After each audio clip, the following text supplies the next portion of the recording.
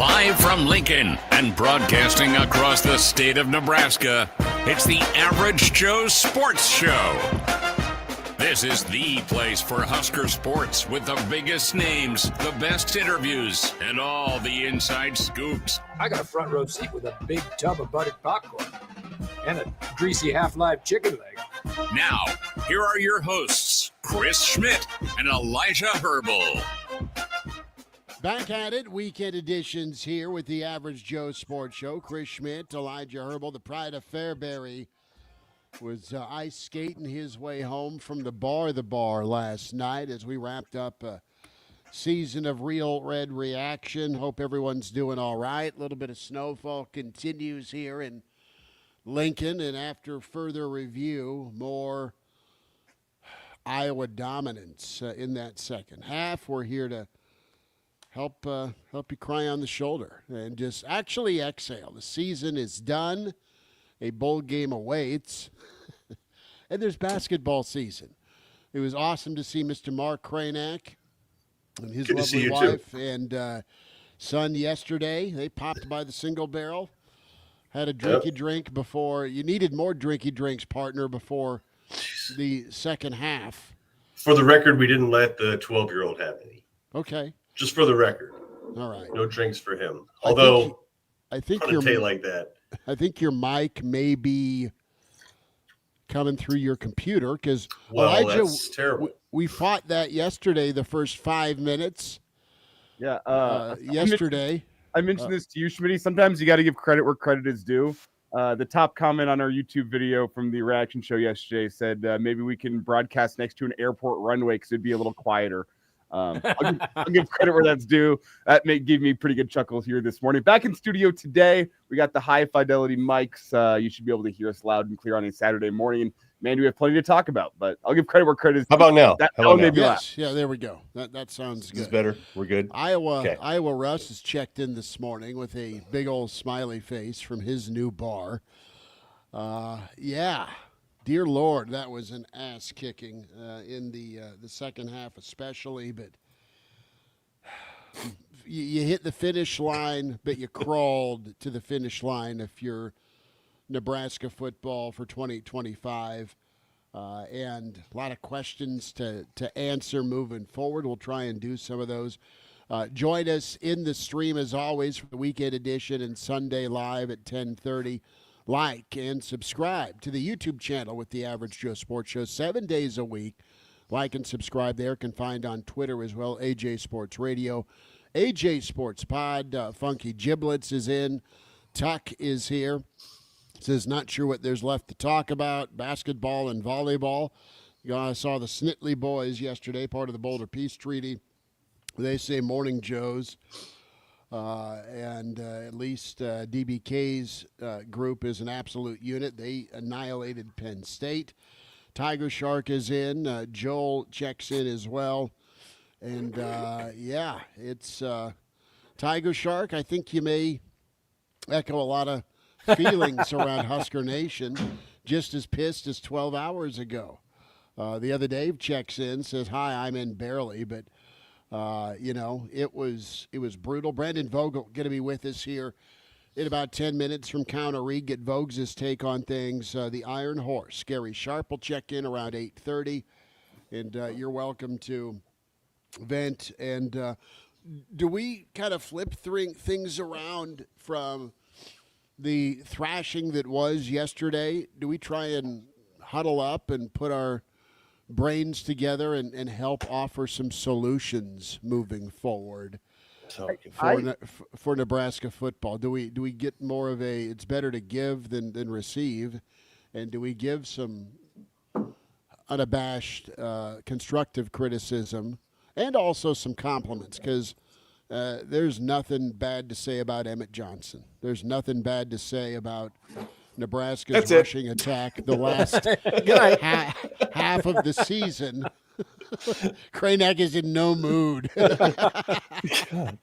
Thanks for joining us, everybody. Kraynak did get 2 hours and 15 minutes of a post-game venting session yesterday. He's locked and loaded on a Saturday morning for all that. Kraynak's driving home on a sheet of ice, white-knuckling squeezing the life out of his steering wheel. Trying to listen to you guys, but all I hear is whatever there's playing on the jukebox there. Just for 5 minutes. Then it got better. For the first 5 minutes. It got better. It got better-ish. It did. Let it be known we had a good time. If anyone cares about us, we had fun. Can we note that Schmitty's got his tree up already? No, Schmitty does not have a tree. The bunny has a tree. I mean, that thing is like you just happen to live there. It's lit. It's just a vet bill waiting to happen. I mean, Ours is up too. Yeah. Ours is up too. Bring it back to football here. There has been something on my mind from last night. I don't care about football. Bad. Football hurts. Care about the magic of Christmas on a day after another Nebraska loss to Iowa. I'm leaving that for 25 days from now. But the thing that's been on my mind here, and to just dive right into it, was on my mind last night. It's on my mind this morning. Is I do feel like the collection of talent that this Husker football team has this year is the best that Matt Rule has had at his time at Nebraska. So Schmitty asked the question, the solution. Why was it bad this year? And as I go through the season, if you asked Matt Rule his vision for the offense and the defense, and then you asked Dana Holgorsen his vision for the offense, you asked John Butler his vision for the defense, and then you go down through all the position coaches and ask them what they think their room needs to play like, do you think you'd be getting similar answers? No. That was on my mind big time last night. I don't think Matt Rule's vision for the offense lines up with Dana's vision for the offense. It doesn't feel like Rule's vision for what the defense was, at least what he told us preseason, matched up with what we saw from Butler all season long. And the position coaches, it doesn't feel like their kind of goals, especially defensively, align with what their coordinator and head coach want. It feels disjointed. That's what's been on my mind for the last 12 hours or so in terms of what's wrong and how do you fix it. It's like there are 12 different playbooks. You know, each position coach has its own idea, his own idea of what he wants his unit to do, but none of them seem to mesh with what is going on in the master plan, the grand scheme of things. It just doesn't seem like there's cohesiveness in what it is that they want to do. Look, I'm not a scholar of Dana Holgorsen offenses and his teams at West Virginia and Houston, but I watched plenty of it. They were on a lot. He's a well-known coach, and what I saw with Nebraska this year didn't look anything like what he had at West Virginia or Houston, or even if you go back to Oklahoma State. But I mean, very, very different. And I don't really know why that is, other than the offensive line unit didn't develop, and you had receivers that I thought at the beginning of the season, the receiver group was going to be really, really good. And I think it probably was, but we didn't really know that.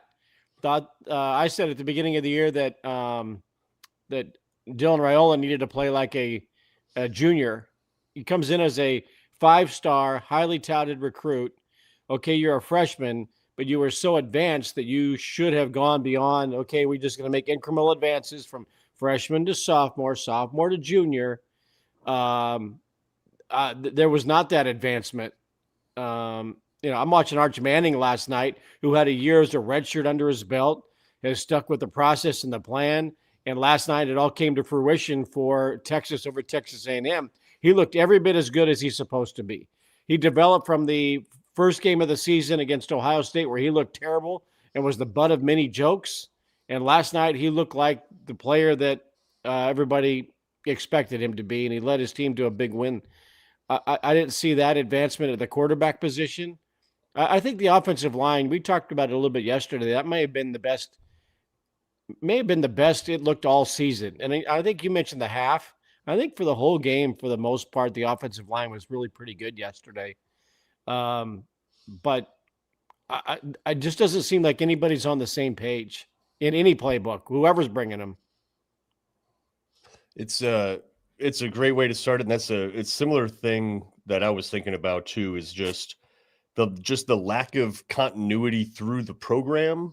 And I think you can talk about that from, the types of coaches you have, right? And the continuity they have. I mean, a lot of them are first-year guys, second-year guys, and you're not going to get a ton of Tom Osborne era loyalty anymore, right? Not going to get a ton of that, but you saw what it does yesterday because Iowa has that. Iowa has that. Is there any question what they're going to do? Right? And then all of a sudden you throw in a mobile quarterback, which they normally don't have. They're tough. It's not like they're unbeatable. But they're competent. And that's the concerning thing is that Nebraska is the fast one in the slow group. Or they're the slow one in the fast group. Right? I mean, that's what they are. They are the smartest kid out of the kids that aren't super smart. Right? They are the dumbest kid out of the smart crew. They're a tween. Nebraska's a tween. It's a tweener as a program, right? You bring in an Akron or something like that, Nebraska's going to roll them, no question, because the raw material exists. Because you can out talent people, you can out scheme people, right? You can out sort of be motivated against other teams, and Nebraska gets like maybe against Iowa. Which of those three are they better at? They're talent-wise, maybe a slight edge, until you look at, NFL rosters for 2025. Iowa's got 27 dudes in the NFL. Nebraska's got 13. So can you even say that? Maybe you could say talent on signing day. Nebraska gets more talent on signing day, according to people who award rankings, I guess. Right? But it's really difficult to find. Elijah, I think you said it really well when I did finally get to listen to you guys once you got your mics, situated. Is that the program that Rule described that he wants isn't the program that you watched yesterday, isn't the program that you watched against Michigan. If you go against a physical team, Iowa's physical, Penn State's physical, Michigan's physical. You go against a physical team, a legit one, Nebraska's not even in the same stratosphere. They're just not. And sometimes it rears its head on the offensive line, like with Michigan. Sometimes it rears its head on the defensive line, like with Penn State. But it's going to rear its head somewhere, right? It's not a physical group. And I don't know it's tough to know what Dana Holgerson's offense is. And I think we all gave him a great deal of respect coming in because he kind of earned that through his history. His past couple offenses at Houston weren't very good. He got fired, right? Like, there could be something too that he didn't necessarily evolve. Are we talking about Tavon Austin days? That offense? This offense looks nothing like that offense. And that was a while ago. This offense honestly looks barely like the Houston offense either. Yeah. And that's why it's Brandon Vogel joining us here on a Saturday morning edition of the Average Joe Sports Show, a problems and solutions Saturday morning. We're doing an autopsy of the program, and Brandon, the thing I said that kind of sparked this conversation was if you asked the coordinators to describe their respective offense and defense and what they want from him, and then you asked Matt Rule what he wanted from his offense and his defense, do you think you'd get even close to a similar answer?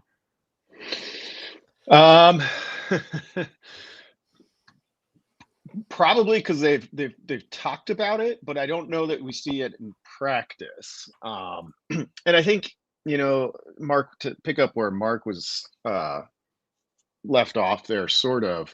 And I'll be supplying the problems in this segment. You guys got the solutions, okay? How many you got?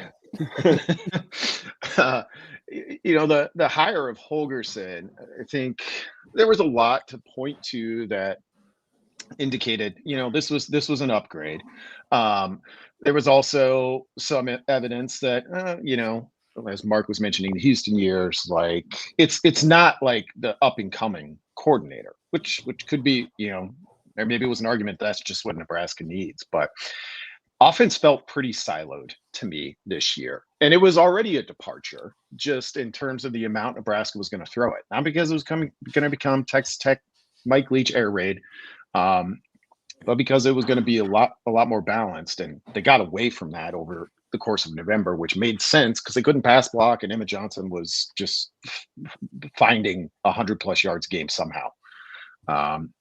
So yeah, I don't know that there was 3 new coordinators. Eckler undeniably worked.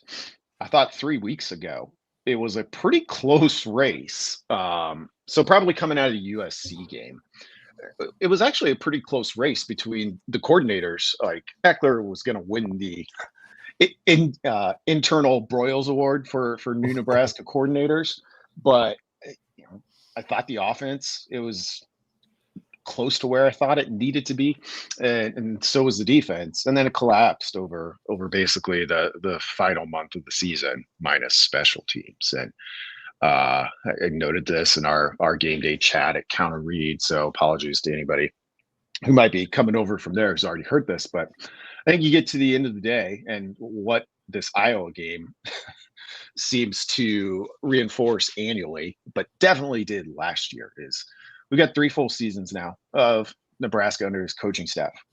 I think through decision making, through scheme, through talent acquisition, it introduces randomness to a game that's already pretty random. Iowa remains the opposite of that. And that's like the coaches that get lionized, like Nick Saban, reduced randomness as much as you can. And then, a ball bounces off a guy's helmet. Ole Miss beats him one year. Hugh Freeze has a journey and becomes Auburn because he could beat Alabama, right? Nick Saban's Alabama. It's stuff like that you just can't control. But you want to keep those things as small as possible. And it's hard to argue right now that Nebraska does that. Pete, we've been talking a lot about development and how Emmett is a shining example of development. I think the question becomes, is it coaching development or is it personal development, right?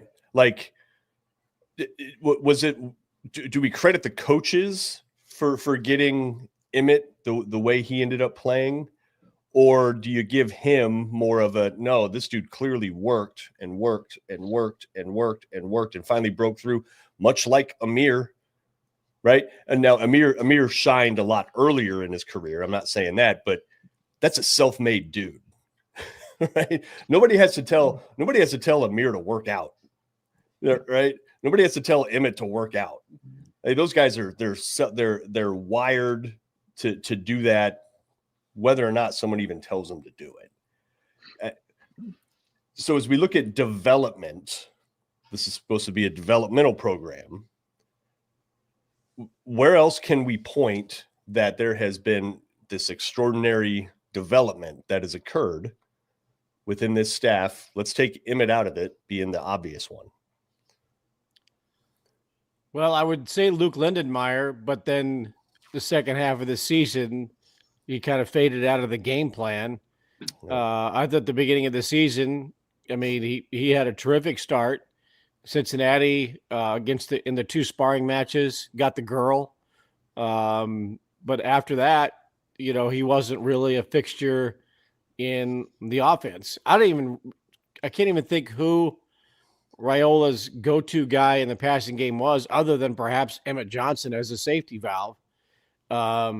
Emmett ended up leading the team in receptions. There you go. Isaiah Hunter had, one of the great plays of the year, thanks to Justin Evans, making the block. I don't remember what game that was, but that little screen pass that became a fixture of Nebraska's offense. That was the go-to play. Swing it out to Hunter. Hope Evans gets out there, makes the block, Pritchett, and you might bust it for a touchdown or get a first down. That was a pretty good play. But Lindenmeyer's the one I point to, like, oh wow, coming into the season, you're going to lose Borkirker, Borketchester, whatever Gus Johnson calls him, or Richter. Losing him, that was a big loss. But Lindenmeyer seemed to be a more than suitable and capable replacement at that position. But look, if you can name a couple of them, if you can count, okay, there was this guy and this guy and this guy, then you got problems. It should be units as a whole getting better with multiple players at positions. But when you can say, well, this guy was pretty good for a while, and this guy, look, Gallick was a fantastic long snapper. Cunanan, a great find as a kicker. Again, when you can start naming off individual successes, you got a problem, because it should be groups, it should be units, it should be, several players. And I don't think you can point to that. One thing about Holgorsen, it's coming to my mind listening, the two best games he's had as Nebraska's offensive coordinator, in my mind, and I'm right, is UCLA last year when it was like his first game, and he had Janiron Bonner. Remember, that was who's going to be the mystery guy, the mystery weapon. But that game against UCLA last year, even though Nebraska lost, it was USC. I'm sorry, USC last year in California, and UCLA this year, also in Southern California. Those are the two, I think, the most creative, best played or best called offensive schemes that I've seen in the time that he's been at Nebraska. Other than that, siloed is a great word for what Nebraska's offense has been, and the creativity really isn't there. Yeah, to that point, well, back to Mark's original question, I think you can make an argument that the secondary over these past 2 years, like you look at those guys, there's not all Americans there, but they were real good. And Singleton, right? The big question of like, okay, if that's who Butler is, which it is based on his history, is that the kind of defense you need to play to win in November? Which, to Bill's point, they're 2-10 in November. Like they are. And they've been like the toughest games on the schedule. Yes. But even if you compare it relative to kind of expectation, they've faded. And it's strange because Rule is a coach who obviously knows the conference, and he talks about it all the time. He talks about being ready to play in the cold. He talks about wishing warm weather teams would come play Nebraska in the cold. He talks about the swirling winds. He talks about winning in November, and they don't. And I think one of the big picture questions is, are they built to do that? Like they know that they need to be, but are they? And the results don't show it. And I think it's not always as simple as like, well, you just got to run the ball, be good on the lines, and stop the run. Though that's proven over hundreds of years, or more than 100 years, to work pretty well. But when you look at this offense and you look at a defense that was excellent against the pass and had to hang on for dear life to see if it could stop enough runs for that to matter, particularly over the month of November. Is Nebraska currently constructed to win those November games? Because they've only got 2 of them. And I think you have to jump into coaching staff to some degree too here, right? And that's on Rule. It's on Rule to bring in guys. But you look at what he did initially, was it the best move to put a 23-year-old, whatever he's going to be in his coaching future, in charge of the receivers when you have a 5-star quarterback? Has that ever worked out anywhere ever? Has that ever happened anywhere ever? He's probably the youngest assistant there's ever been, right? Again, so West Canaan High gave its offense over to a wide receiver the second half of that championship game when they fired their coach at halftime. That was Coach Kilmer. It's a good example. So good real life one. Yeah, Terry Braden, bringing him in as a defensive line coach, and maybe he's going to be fine. I don't know. You got freshmen and sophomores there. That is one thing I'll give a little bit of a nod to when Rule talked about, hey, I look out and there's Van Poppel, who's a sophomore, and there's Waneri, who's a freshman, and that's all true. And unless you are recruiting uber elite players, you do need time for those guys to develop. And on the defensive line, you had Judy, who's a senior, and he was the only one. And I think you have maybe one junior outside of that. So Mark, let me ask you the question. From what you saw at Arrowhead against Cincinnati to what you saw against Iowa, did you see defensive linemen getting better? I mean, no. No, right? So I mean, yeah, there's a lot. It just, what perplexes me is it appears that Rule has a good enough salary pool to bring in more established guys than he does. And it doesn't make a ton of sense about just when you just go down the line on the coaching staff. It just feels like you can get a higher quality of proven commodity. Like Holgerson to me is sort of like that needs to be baseline. The whole staff should be Holgerson equivalents, like the DB coach that's coached at 3 programs for 2 decades and just gets results, and commands a $400,000 salary. Nebraska can pay that. Well, I was going to go more Eckler than Dana, because I think Eckler's been the coordinator this year that you look at that came in with a world of stops on his resume, and it's been good everywhere. And it felt like we all talked about it last offseason, being the guy, the special teams can't get worse, and it's Eckler coming in. So, the special teams are going to be buttoned up. This type of hires I think you need to make, and they need to be guys that fit the vision that Matt Rule has for the program. That's what I keep coming back to today is I don't know if the coordinators and even some position coaches that you have in place fit the vision that Matt Rule has for Nebraska. And I also think the vision for Matt Rule at Nebraska has changed from the day he stepped foot on campus to what it is right now. And that's why we talk about the development and being the most physical team on the field, and you don't see much of that from Nebraska. When was the last time they were the most physical team on the field? Maybe Sparty or Houston Christian?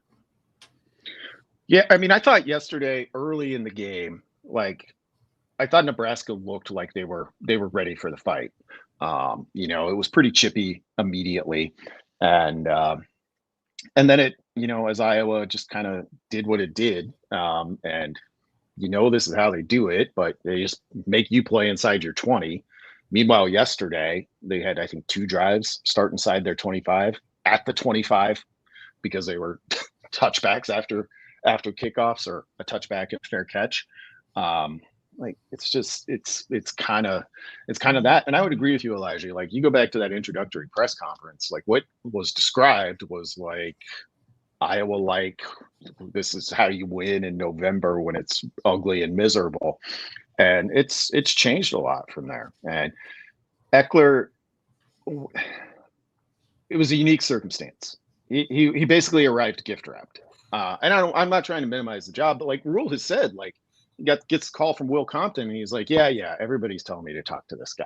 Well, he does, and he comes because he's from Nebraska, and so that wasn't one where defensive coordinator last year. Theoretically, Nebraska could have gone out there and swung as big as it wanted, and it decided that the guy that was already here was the right pick. And for 2/3 of the season, that looked like a fine choice to me. So I don't think, however, as we start to turn the page to 2026, a ton of coaching changes help is the scary thing. It's kind of like you've been making this quilt over 3 years to kind of tear it up and start over.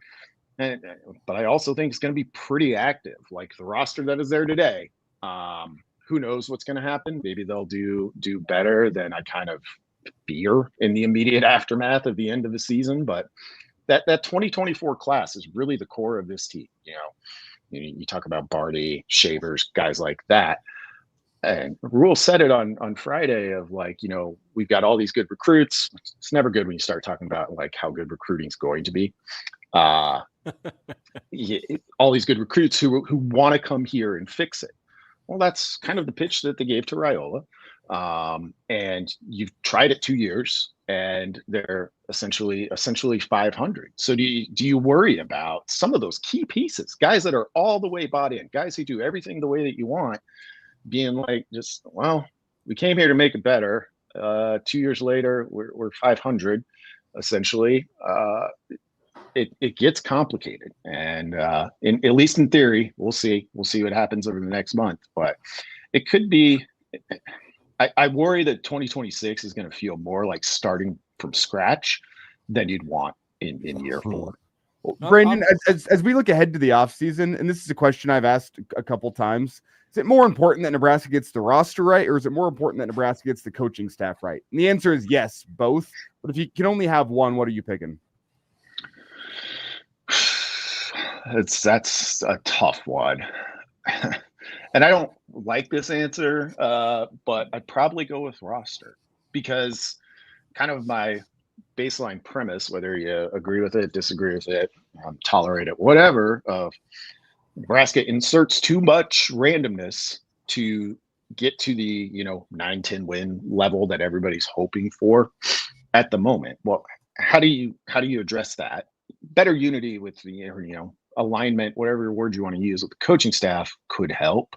But like, the shortest path is boost the talent level and give yourself more margin for error, which isn't a very exciting, but honestly, in terms of a fix that you can make over the course of an offseason, that's probably the quickest one.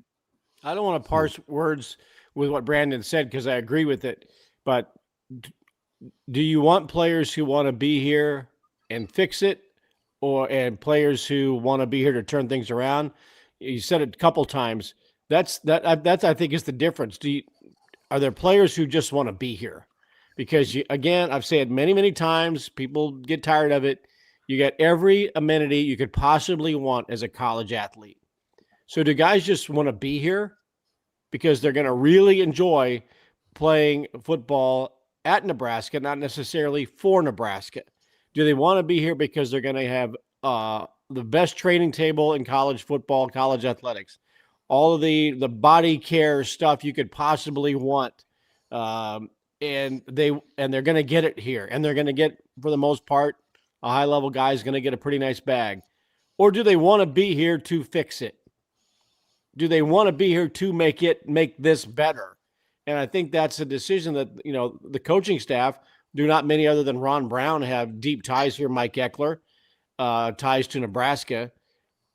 Do you have players who, as Matt Rule said, he sold it to Dylan Raiola, come here and do something hard and turn this around? Well, thought that's what the selling point was. And, part of the loss, this is even going deeper down I-80 to central and western Nebraska, the loss of a walk-on program and the pride that players had in turning this thing around. That's what they were all about. They wanted to be here to fix it and keep it great and make it better and all that, even if they didn't get any playing time. But now you have players going, man, I can go spend 2, 3, 4 years there and look what I'm going to get. It's what can they get out of it, not what they can put into it to make it better and fix it. Yeah. Rule, towards the end of his press conference yesterday, and he'd said something similar, like talked about the guys who believe in what we're doing. And it was like, that was a clear message to the team, somebody. It was, and we know that Rule is particularly good at doing that with these podium sessions that he has to do. Like, he gets across what he wants to get across. And I think what you're talking about, Bill, I agree. That's where you want to get to. I think Rule would tell you that's where he wants to get to. It's become a lot harder in just in the current era because everybody's facilities are usually pretty good. There's the impact of an open market and money. And there's also just the ability to transfer allows you to look at a situation and be like, yeah, I came here to do something hard. It's actually been harder than I thought, and it might be easier over there. So maybe I'll try that. So there's a lot of challenges on that front, of course. Brandon Vogel with us here, a Saturday morning edition of the Average Joe Sports Show. Kind of looking back at Iowa, but more looking ahead to the future for the Husker football program. Next year's the year. And Brandon, we do quickly need to talk about the quarterback position. There is drama, I am sure, to ensue over the coming weeks regarding quarterback. What did you see from Latif over the final 3 games? And do you think Latif has what it takes if he is going to be the guy in 2026? Yeah, with a full off season, kind of, if he were to be the leader in that race, I think I feel okay about it. Like, Penn State game got away from Nebraska pretty early. I thought he was pretty good in that. Yesterday was a little bit rougher, and he was obviously dealing with a little bit of an injury. Like Iowa didn't record any sacks. Iowa State didn't give up any sacks to Iowa and won. Oregon didn't give up any sacks to Iowa and won. But he looked a little bit more skittish than I had seen at any point through those 3 games as the starter. So, and it's a tough ask getting thrown in November in particular. So does he have what it takes? Yeah, I think so. Like, I think I like his arm quite a bit. We really didn't see the run threat materialize a ton. And maybe that's just like, he can do it, but maybe that's, I don't know if it's his preference, if it was Holgerson's preference to try to not push that button more often. But I think he showed me enough, even though, it was tough and you had 2 big losses to end the season, that he's a power conference Big Ten level starter. And Nebraska's been reliant on the transfer portal on a couple different positions. Wide receiver for sure. Nebraska has gone in there quite a bit, and that's a little bit kind of germane to the position. A lot of teams are like that. Those guys tend to be a little more on the move. But when you look at the guys that Nebraska has brought in, their best years for the most part have been elsewhere. They don't have their best years when they get here. You go back to Billy Kemp even, right? Billy Kemp had like a 75 catch, 900-yard year at Virginia one time. I think he got to maybe 500 yards at Nebraska, 30-some catches.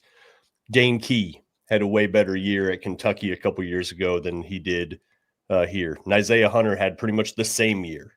Go back to Kanavai Noah. Samori Toure, right? He honestly, he developed really well, but he had better years at Montana against worse competition. At what point does that start to get out too? Right? Like if you're a Dane Key, you're not expecting that you come in and you have 40 catches for 400 some yards. Right. And is anybody questioning his effort? No, it's not like none of the guys are giving effort. No one, that guy gives great effort, run blocking. He runs the right routes. But was he a real difference maker? Right? Did he have his best year? And Rule talks about wanting guys to play their best football here. That's not happening either. Yeah, I mean, as that game was winding down, like I went and looked at Key's year, and 400 some yards this year, 715 last year at Kentucky, and it's not like Kentucky is out there running the run and shoot.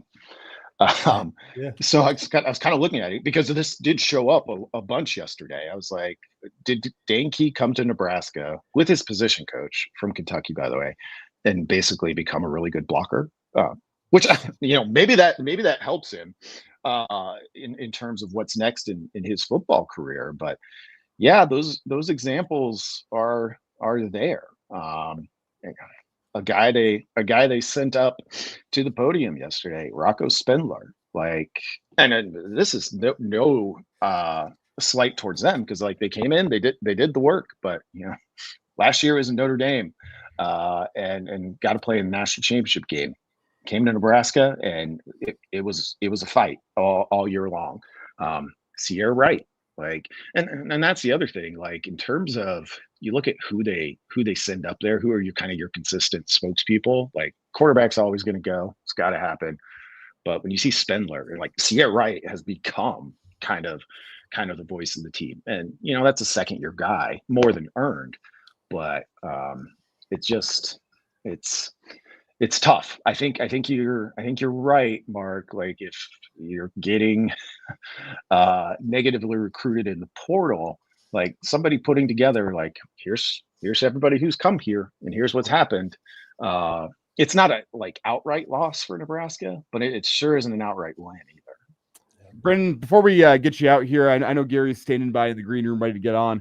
I do want to ask you the question, as we look ahead to the upcoming portal window, to piggyback on that last thought, are you going to be able to get guys that want to win? or are you going to get guys that want a paycheck? That is a question in my mind. Because if I look at this Nebraska season and really the Matt Rule tenure as a whole, if I'm a guy in the portal, I don't think I'm looking at Nebraska as a place I'm going to go win. Hey, they got money, they got resources. That NIL check is going to hit great twice a week, or once every 2 weeks, I should say. But I don't think it's the place that guys who want to win would pick.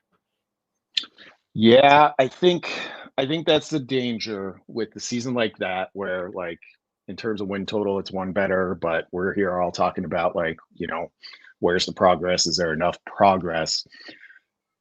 Rule and staff, I will say, has done a really good job, I think, of finding those transfer pieces that also kind of fit in terms of mentality, culture, et cetera. It's why a Rocco Spindler and a Sierra Wright are up there talking all the time. Like they were right in terms of like that piece of it. Now, and Rule kind of put it out there a couple of weeks ago of now we can go get who we want. Now we can be more competitive on that front. Are you still going to have that same level of, it's not just that we think Dane Key is a great receiver who improves our room. He's also a guy who I could see being a captain. It happened with Banks a year ago too. He came in, was a captain right away, and we heard all about like he fits, he gets it, he does things the way that we want guys to do it. I think as pressure amps up entering year 4, Bill Doleman mentioned varsity blues, cautionary tale in terms of what happens when you start making decisions because you need to win now. Brandon, before we get you out, tell us about counterread, counterread.com. Yeah, it's Substack newsletter from myself and Aaron Sorensen. Had the extra day with Friday game day to kind of pull together some things and think about what this big picture Monday column will be for me. And then we'll keep going. It kind of gets exciting now because you got the off season. Volleyball is getting ready for its run. Basketball's humming along on both fronts. So plenty of exciting and a little bit more varied stuff because you get into the regular heartbeat of the football season. So great time to subscribe and check it out. Oh, quickly here, with a Saturday off from watching Husker football, what's the game you're most interested today in the national landscape of college football? Probably the game. I want to see if Michigan has anything for it because I kind of think this is Ohio State's time to exercise some 4 or 5 years of demons. But yeah, that's the first one on my list for sure. All right, Brandon. Enjoy your college football Saturday. Thanks for giving us a few minutes. Thanks, guys. Hey, Brandon. Thanks, Brandon. We welcome the Iron Horse to the show, Gary Sharp. Good morning. Gary, how'd you sleep? I slept fine. I didn't play yesterday. Okay. I didn't play Wasn't that my game. fault. No. I didn't have any hand in the outcome. But we're here to talk about the outcome and to have a bunch of NARPs solve all the problems that are plaguing Nebraska football through 3 years. Yeah, we How about that? We call this problems and solutions on a Saturday morning. Yeah. I don't know. I think one of the as I go back and I think about the game yesterday and think about the season as a whole, and this is going to be a long off season. Like this is going to be an off season that I think we'll all have to pose to our listeners and our viewers of what do you want to talk about? Because what will you care about in the off season? It's 280 days away until Nebraska plays a Memorial Stadium again. And, it's what do you sell the fan base in the offseason?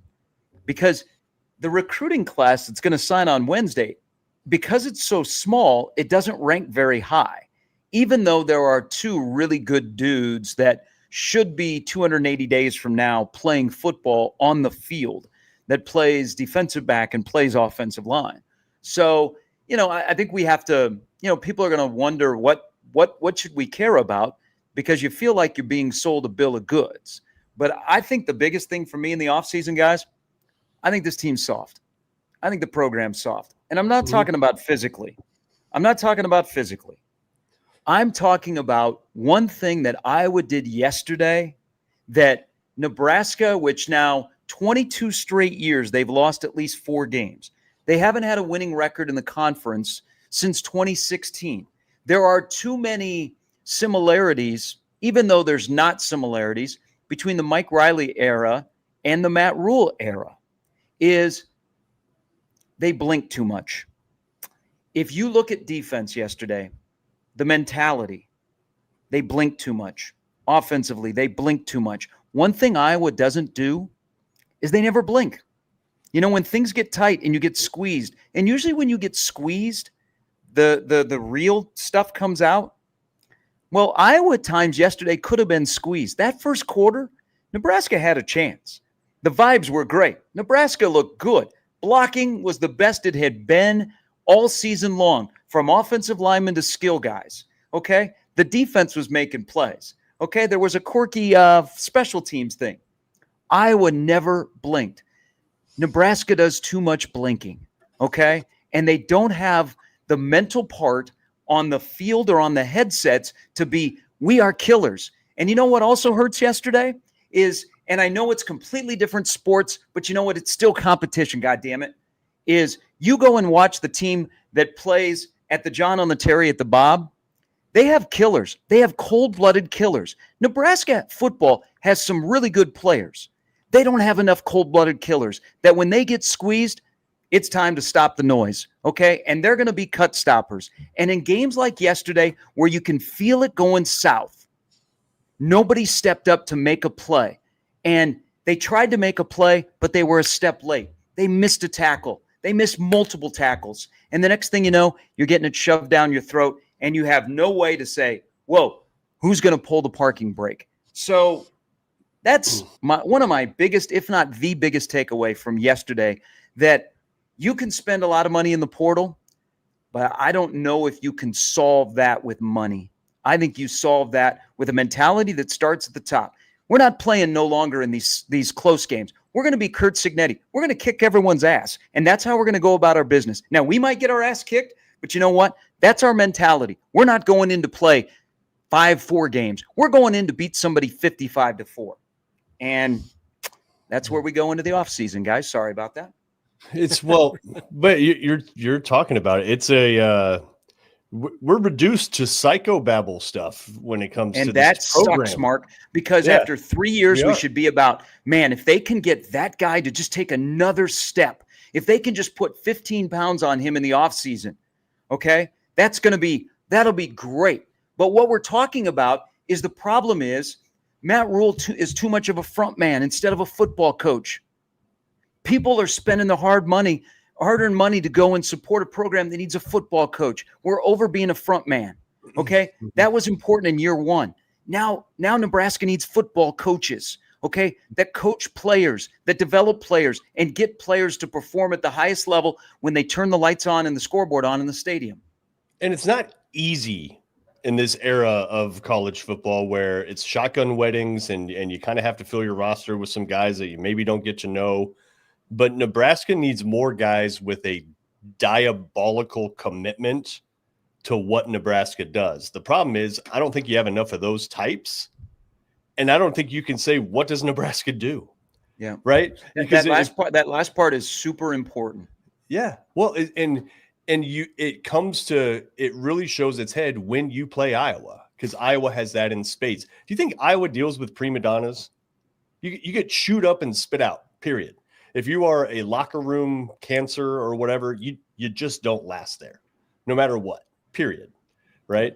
And you know exactly what your offensive system is, what your defensive system is. And it's not just the system, it's how you do it. It's like Nebraska's focus is all in, and this is so psychobabble. It's so big picture, it is. But Nebraska's focus is on facilities, light shows, podcasts, right? Player recovery, all important things. They're all important. But what about dominant contact? What about shedding blockers? What about outside zone plays where your offensive line is in total unison with their feet? Like, what about that? Is Nebraska committed enough to the football part of it? Cignetti is, Ferentz is. There's no question. Well, and you're not. And here's the thing: you have to be like that because you are not, I'm sorry, but you are not going to bring in Penn State level talent. There's some teams that can get away with not having that diabolical commitment, right? And those are the super talented teams. Nebraska can be talented. Nebraska can be top 20 talent. They're not going to be top 5 talent. I don't see it unless you get Urban in here or something like that. You get some crazy recruiter. Well, they might have that recruiter in Trey Taylor, but I know what you're saying. But yeah, you're going to be top 20 talent. You better have really good fundamentals, like excellent fundamentals, not just okay, not just kind of good. You better have excellent teachers. You better have excellent fundamentals. It appears that Nebraska is lacking in both. Well, in Mark, one of the things that we talked about was Matt Rule, and I'm paraphrasing and kind of putting words in his mouth, but this is the heart of what he said. The players around Nebraska aren't how you go and build a football program. He's got to go out of state to go get the talent. Is that a fair way to paraphrase that, Gary? I'm seeing a look on your face. That whenever Matt Rule got up there and said, well, people aren't going to like a recruiting strategy, but we got to get the best players, and they're not from Nebraska. No, because I think – I don't know. I think the in-state is year to year. Okay. What it can't happen with Nebraska in-state is just complete off the. They have to be able to evaluate early and evaluate right and project. That might be one of the things with Nebraska recruiting is, can they project? Can they see a prospect and project them in their program? And that's where I was going to go. Is because I look at Iowa's 2026 recruiting class. The players that they have, I mean, their highest rated is Darian Jones, fantastic player, top 150 in the country. Then they have a kid out of Utah, quarterback, looks pretty good. He's top 200 in the country. The rest of their recruiting class, it's kids from Iowa, Michigan, Illinois, another one from Iowa. There's Iowa, South Dakota, Iowa, Wisconsin, Minnesota, Michigan. There's one from Florida, Minnesota. It's Midwestern kids that these top programs aren't going after. But what do? They bring them into Iowa. They fit them into the Iowa brand of football. They get them the right fundamentals. They get them playing physically, and they develop them. Yeah. And you don't see that from Nebraska. Used to back in the day, you would go get the best, as many talented players from outside as you possibly could. But then you also had the influx and the influence of those, Nebraska kids, walk-on kids who were bought into the program and played fundamental football and practice every day, 70 snaps a day for 4 or 5 years in hopes that they'd get a couple of snaps, but they were there to fix the program or maintain the foundation. That's what they were there to do. And then you would bring in look, I'm an old school guy. Everybody knows it. Tommy Frazier was not the most beloved player in the history of Nebraska football amongst his teammates. He was never elected team captain. But there was no doubt about it that when he stepped on the field, he was grabbing everybody by the tie and pulling them onto the field and saying, this is exactly what we're going to go do. He would not have blinked yesterday. And as a result, because that quarterback looked everybody in the eye and said, this is what we're going to go do, they all went and did it. They may not have liked the guy. They certainly respected him. And they went out and did what they were supposed to go do. Tommy was an incredible leader in that regard and would never have blinked yesterday. And as a result, other guys would not have blinked. At no point yesterday did I would think it was going to lose. And I'm not sure that there were very many times yesterday that Nebraska was actually going to win. There was maybes. Maybe if we can capitalize on this 70-yard run and we get some breaks, maybe. And then the brilliant kickoff, which I think teams should have been doing that for 100 years with onside kicks. Put it up there, let it fall, and you can go get it. And they did, and got a field goal out of it. They got a field goal in that moment after you had taken the lead. You had all the momentum in the first quarter, and you end up with a field goal out of that kickoff play. But look. Nebraska is going to go out and they're going to try and stockpile. They're going to go in college basketball, that they're going to go the JUCO route, and they're going to hope that they bring in the right players in the transfer portal. That's going to be the headline of the offseason is who goes and who comes in, where they come from, what they do, and how much can they sell people on it. But do you have somebody who is a stone cold dude like a Tommy Frazier was? I don't know, but That's what they have to go find. Yeah. And and I would ban all TikTok videos from now until the end of time. That was your off season. The highlight of the off season. Good. I'm glad guys are out in the community and supporting high school athletics and all that. But no college football player ought to be making TikTok videos. Just saying. Gary, you're the big TikToker here. I mean, you know what? Whatever you do off the field, all I care is about when you walk in the facility and you play football on Saturday. Okay, they have a lot of really nice guys in this program. They just, like, kind of Bill's point about Tommy is, who is that magnet that players are attracted to because they're really, really good and you're afraid of them. I think the program is really, really, they're nice people. They're really, really nice people. The program doesn't have an edge, and I think that starts at the top. You want to be edgy, but you kind of don't have anything behind you to be edgy. You want to be cool. Wins are cool. I don't know. It's just a deep dive everywhere. I think, as you take a step back and you look at this season, and I think last year's 7 wins was more enjoyable than this year's 7 wins. And a lot of it has to do with the way the year ended. When you get to a game 11 and 12, and there's a Riley vibe there. Remember what the defense did? They cratered in the last 2 games. What Nebraska under Riley gave up 112 in the last 2 games. This defense gave up 77 points and 791 yards in the last 2 games. I think there are some solutions internally. There's probably more solutions externally, but everybody has to get better. But I think everybody has to work with a sense of urgency. I don't always sense that. And I think at a place like Nebraska that is trying to overcome so many things that have been against them. I mean, guys, 22 straight years, Nebraska's lost at least 4 games in a year. Nebraska football hasn't had a winning record in the Big Ten since 2016. How is that possible?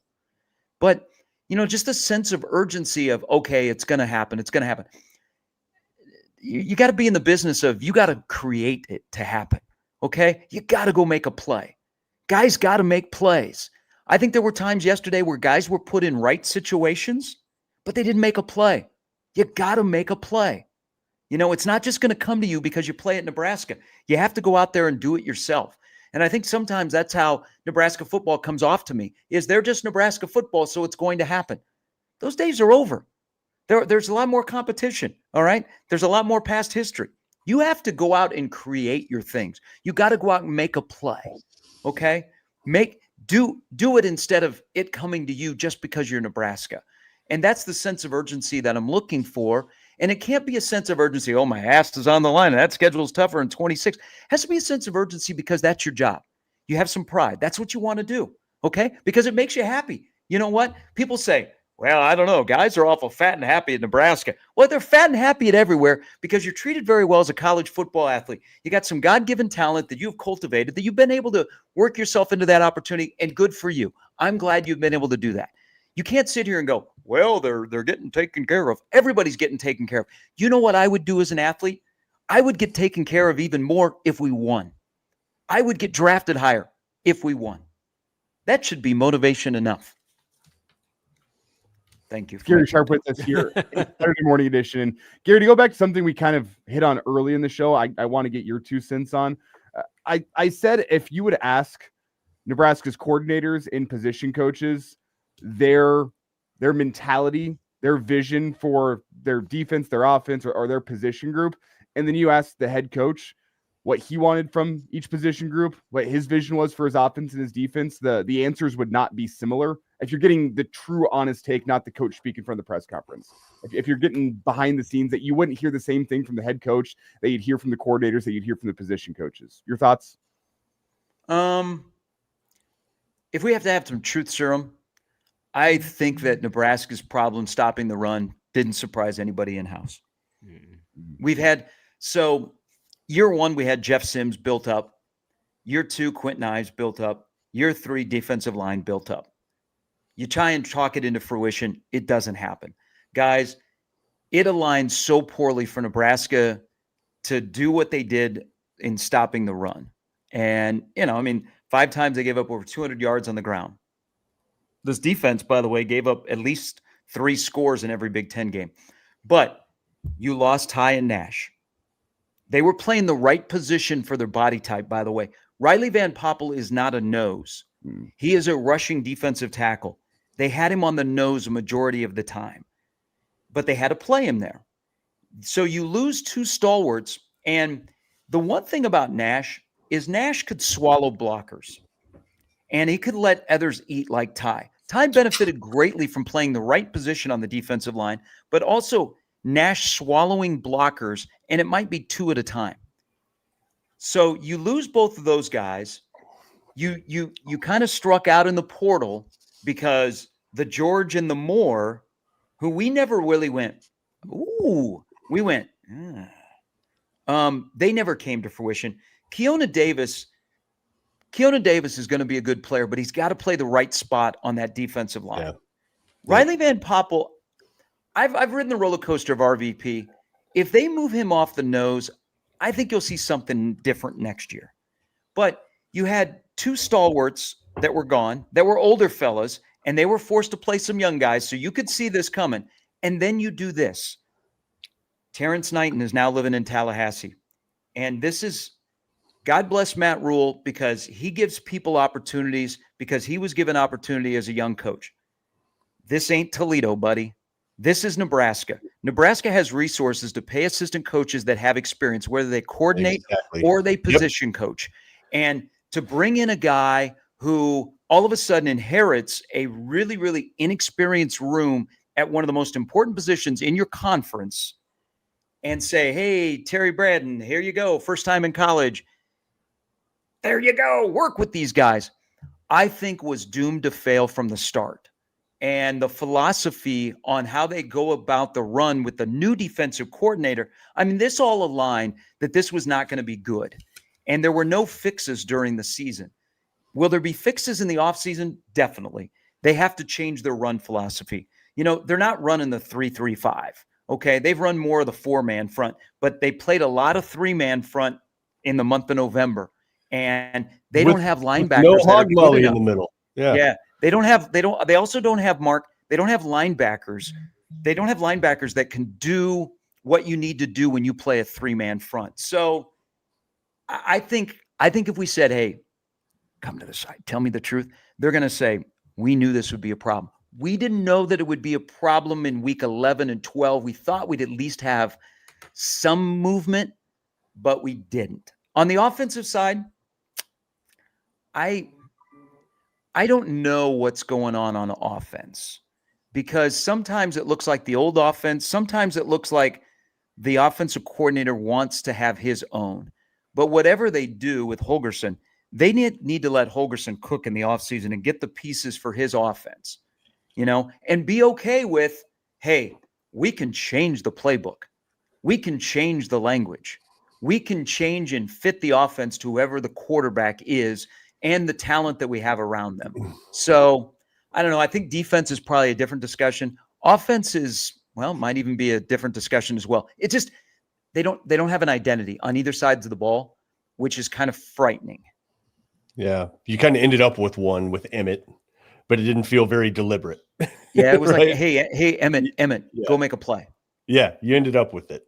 I felt like 6 weeks into the season, you just said, this is the only chance we have to win football games. Let's give Emmett 30 touches. From what Bill brought up about the example of Tommy, and when we're facing Iowa, I think the kind of the common thread is just decisiveness at all levels. At all levels. This is our defense. This is what we run. These are the dudes we're going to get. This is how we practice offense. This is what we do. This is how we're going to do it. And then that trickles down to the actual play on the field, right? Like, how decisive did Raiola look? There were plenty of times where he's like, I don't know, the packet's collapsing. I don't really throw it's done. Yeah. Right? Not decisive. Tommy was always decisive.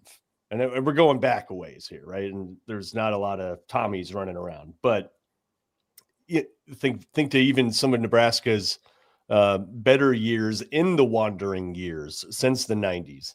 Zach Taylor, pretty decisive guy. Joe Gans, pretty decisive. Nebraska lacks that. It just doesn't seem like there is it doesn't seem like there's a level of conviction at all levels on what you're doing and why. Because it does feel like it changes. Rules even said in a few of the press conferences, I took note of that, where it's just like, I just want to score points, man. I just want to win, man. Well, yeah, I want to dunk, right? but just because I want that ain't going to happen. I need to get the strength shoe. I need to find a time machine. I need to lower the rim. Like, there are things that need to happen for me to do that. That's probably what's most concerning too. And I don't agree with the stuff that's out there. I want to get y'all's take on this too. About can I add one more thing? I think what you're saying, Mark, starts at the top of these decisions on fourth down, where Nebraska is going to punt, go for it, or kick a field goal.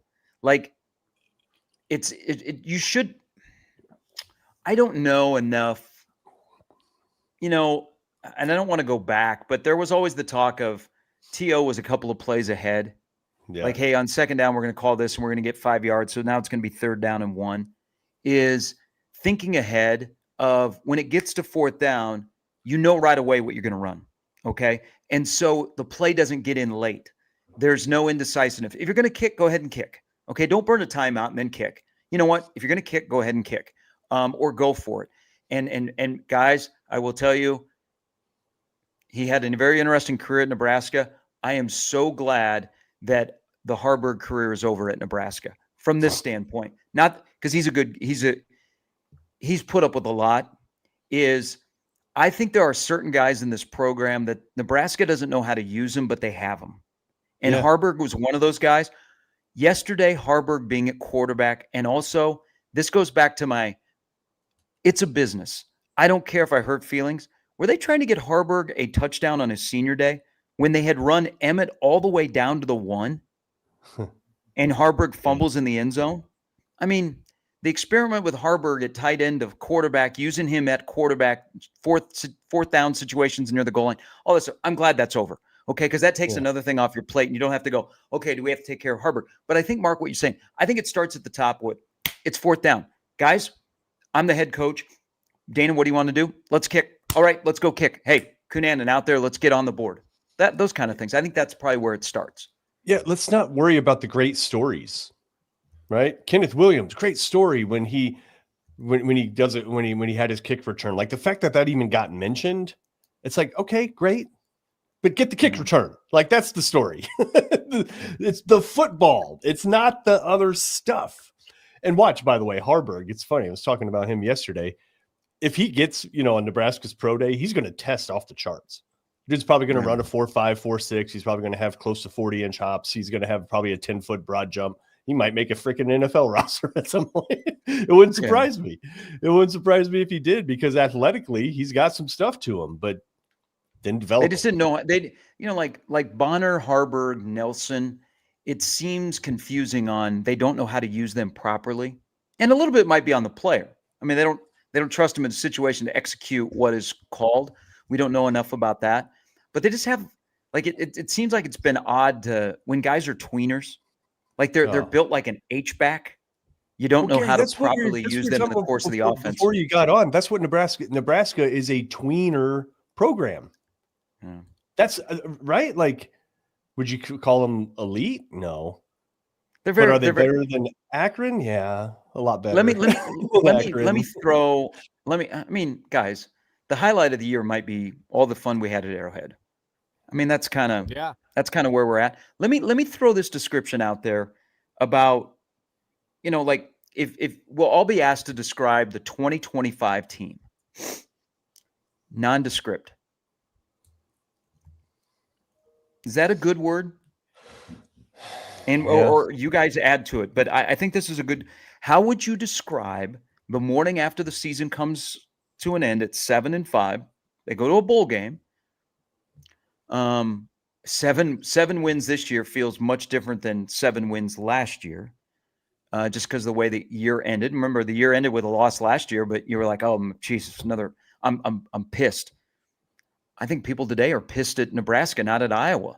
And Iowa went for it 4th and 2 with a quarterback sneak. And they had the quarterback that waved to the crowd. And we can't even get fired up about that because we're so pissed off about the team that we follow and cover. I say nondescript. How would you guys describe the 2025 team on the Saturday morning after Black Friday? My words yesterday were relegation and resignation. But to describe the team in itself, nondescript is I'm thinking of another way to say no identity, which is nondescript, right? Yeah. The other thought that comes to my mind is just brand. Nebraska's a brand, but it does not know what kind of football program it has, or really maybe that it wants to be. But nondescript is dead on, and that's kind of empty, which maybe that's what the program is somewhat empty. And it's non-declared. It's agnostic. And what sucks about this is if we say, hey, this was a nondescript year, man, that guy that wears 21 deserves so much better.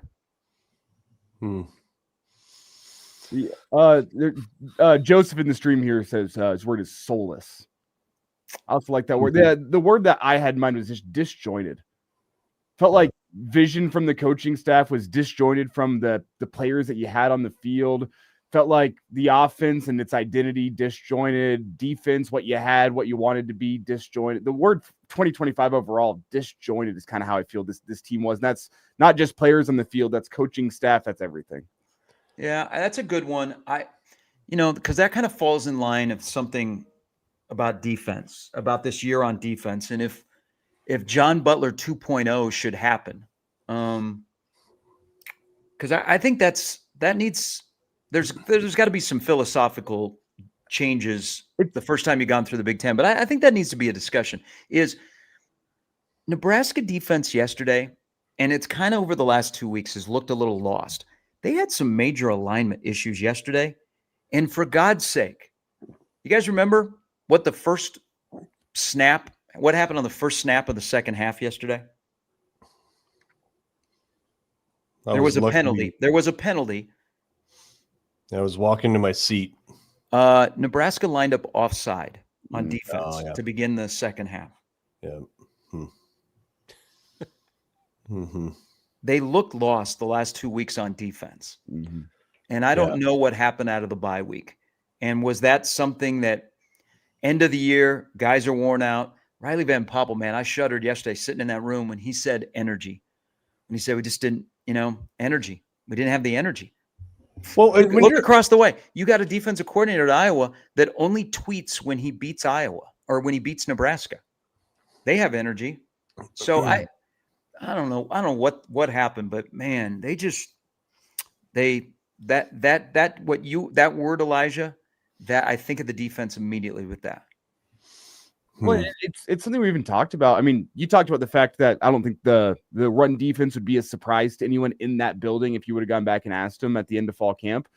But it's something we talked about over the summer where it didn't feel like the personnel you had in the room fit what they were saying they wanted to do with the season with 3-3-5 and multiple. And I remember sitting here, I think it was a show in late June, a weekend edition show where we talked about the fact, I don't think the personnel they have fits a 3-3-5. I don't think it fits what they say they want to do. And that felt disjointed. The run fits between your defensive line and your linebackers felt disjointed. The talent gap and what you want to do between your pass defense and your run defense felt disjointed. Yeah, the defense as a whole felt disjointed, but I think it also extends to the offensive side of the ball as well, with just the fact that your offensive identity and what you want to do against Cincinnati wasn't a consistent thread. It changed 3 or 4 different times. And I also think your offensive identity post-bye week was different 3 separate times. And maybe the TJ Lateef injury in the first half yesterday changes what you wanted to do offensively. But I thought the game plan for UCLA looked different for the game plan against Penn State, which looked different than the game plan against Iowa. I thought your offensive game planning after Raiola left, but even while he was your quarterback, felt disjointed as well. How tough is it going to be, though, if it's nondescript and it's soulless and all this? if Nebraska is going to hit the portal as hard as I think we all believe it is going to, and probably more so than maybe any other team, it's the JUCO route of basketball.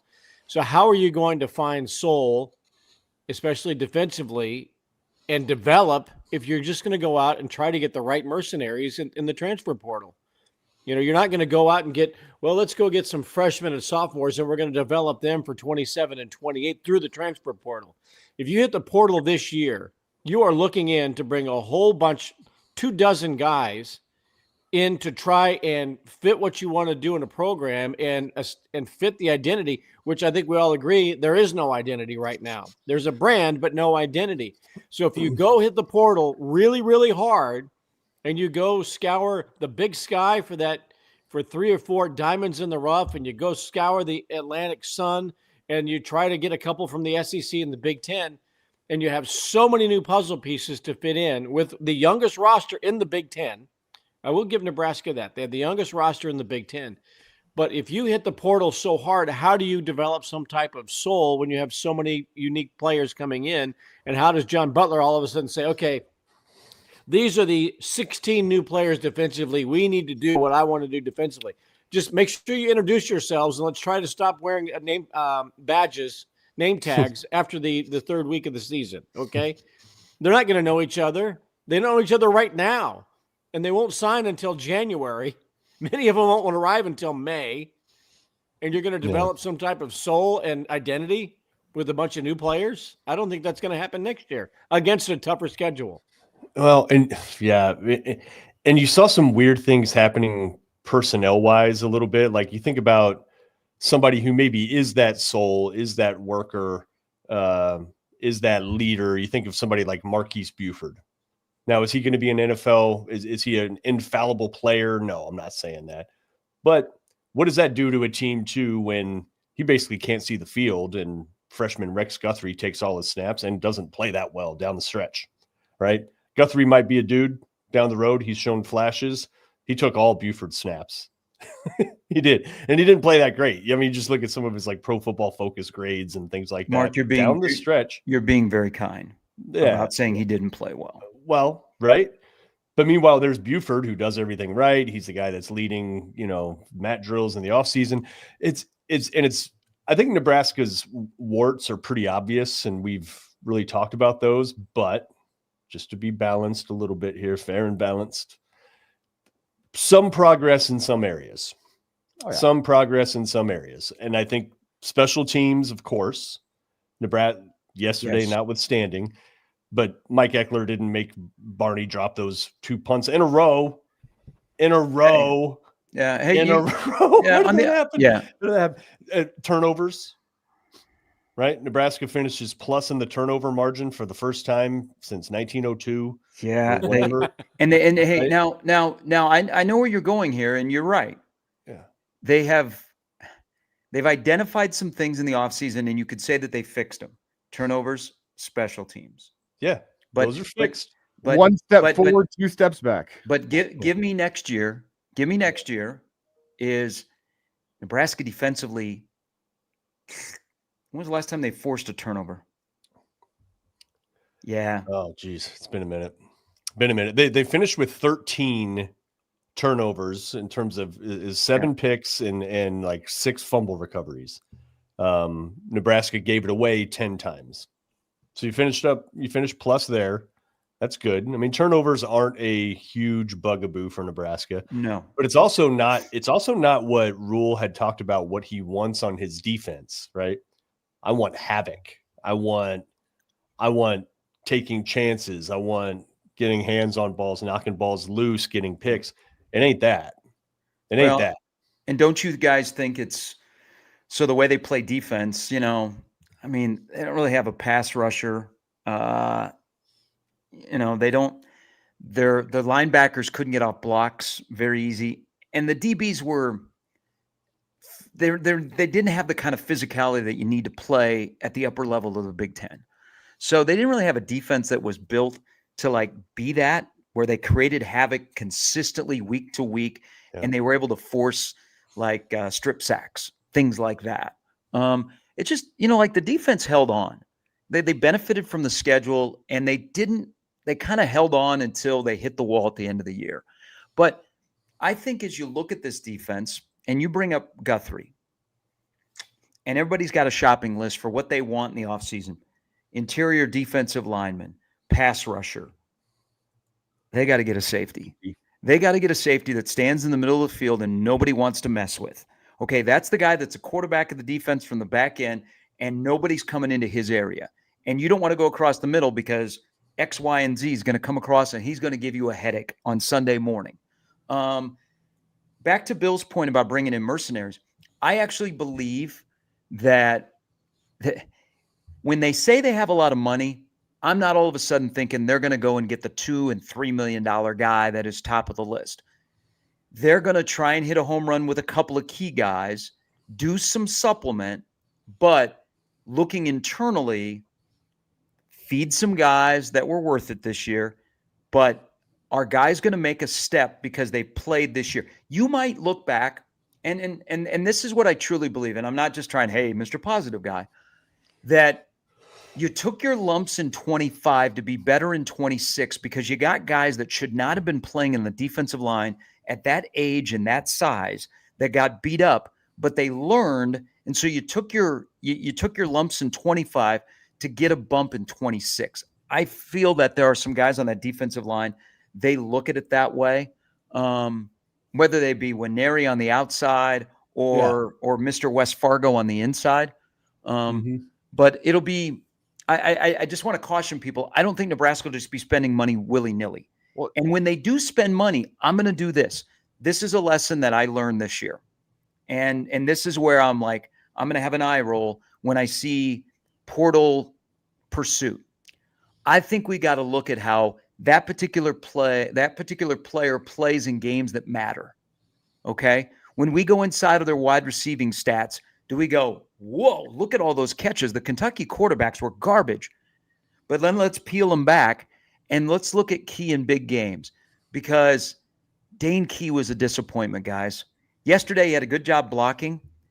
They didn't pay money and bring him to Lincoln to block. And Dane Key in big games just disappeared. And it seemed like the back end of the year, he completely fell off the map of what you expected. He was still out there doing other things, but the things that Nebraska needed were making big 50-50 catches. You know, they let down Latif. When Latif was healthy yesterday, there were 50-50 balls to be made. They let him down. But I'm in the offseason going to go, ooh, okay, 45 catches, 9 touchdowns. But I'm going to say, what did you do against the best teams in the SEC?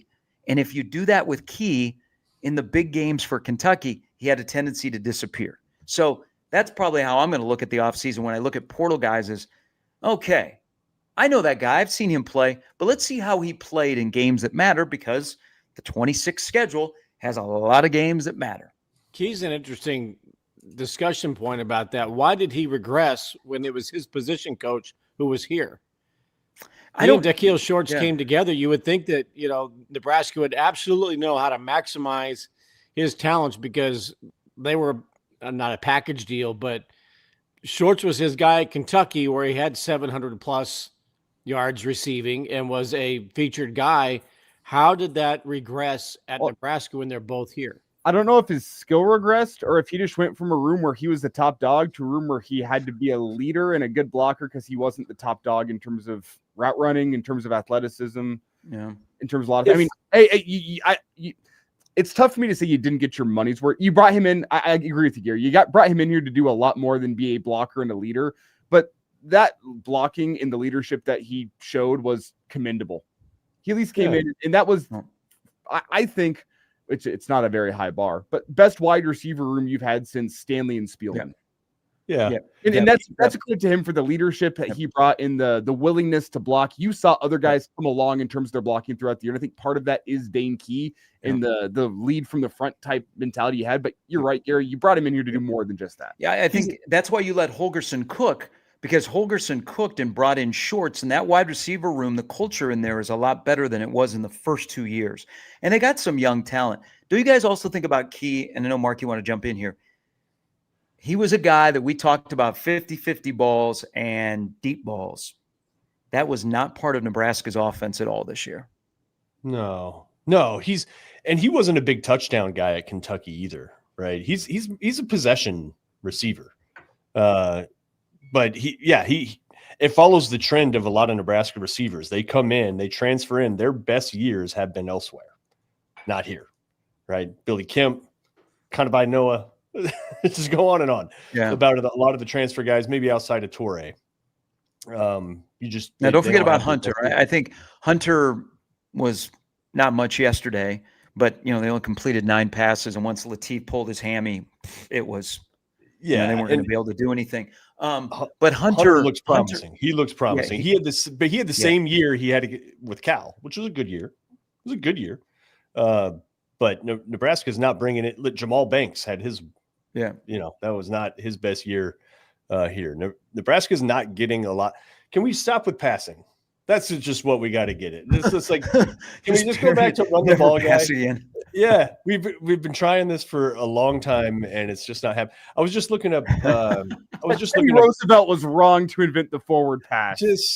Did you really get scorned by the USC and Iowa game? The 2 games where Nebraska didn't throw for 100 in the month of November? That you just screw the passing game? Yeah, it doesn't work. Hey, Lindemeyer, thanks for the memes. Doesn't work here. Does not work here. We've tried for 30 years. It just doesn't happen.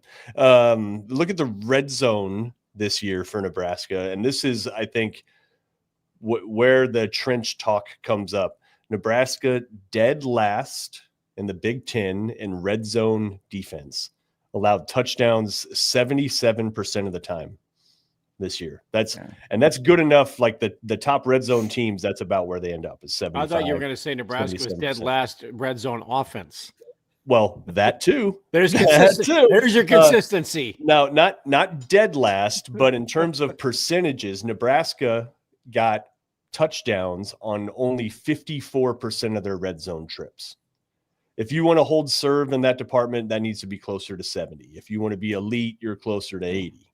Nebraska, 54%. And that gets to the indecisiveness that we're talking about, the deficit Nebraska's operating with in the trenches. Because, I mean, look at how many times, too, yesterday when it was like 4th and 1, 4th and 2. Oh, we'll just quarterback sneak up the middle. Like, we'll get 2 yards. No problem. And they were able to do that. Nebraska's not able to stop that. Nebraska tries the same thing. They don't get it. They don't convert. They're not able to run up the middle like that. They're not able to get that push. So, I was trying to turn this into, hey, where have we seen progress, and just kind of reverted back to where you did not. But those are a couple things that Nebraska, that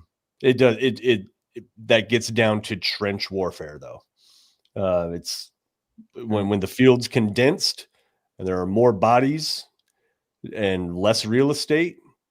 Who's going to win that battle? Nebraska pretty regularly throughout the year did not, especially against teams that are a little bit more competent. Nebraska did pull ahead of the Michigan States, the Marylands, the Purdues, barely. Nebraska is like right in the middle of the Big Ten right now. That's where they're at. Who knows if this offseason is going to yield? Although Will has talked about this new renewed commitment financially. Will we see that this offseason?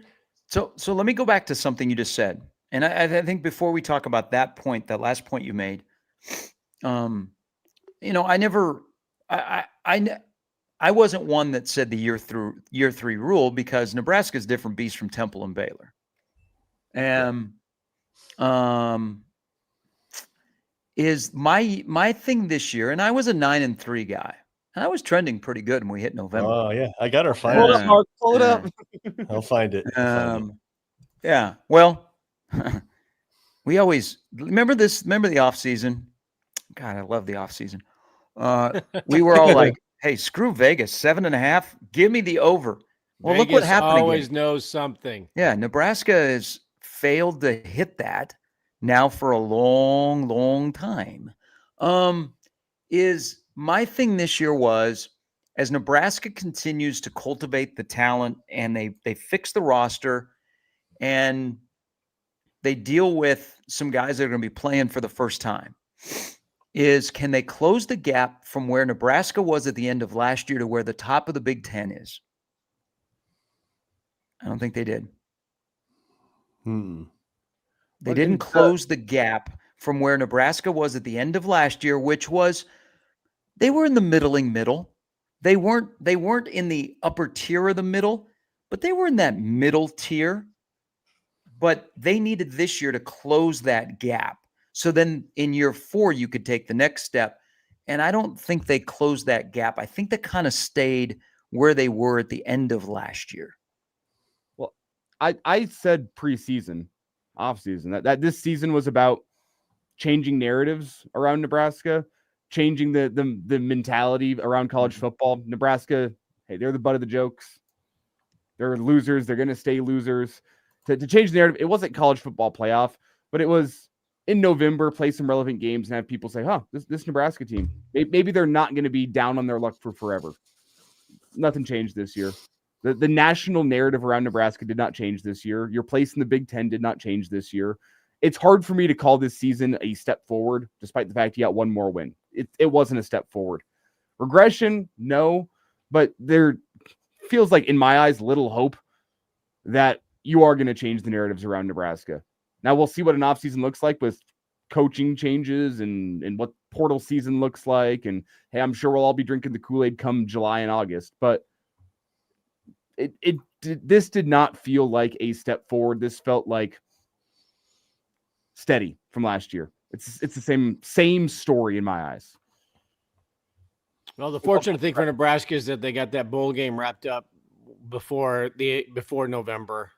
I can't imagine what it would have been like, the pressure that there would have been if they had not gotten that. And then again, thank God for Akron and Houston Christian on the schedule.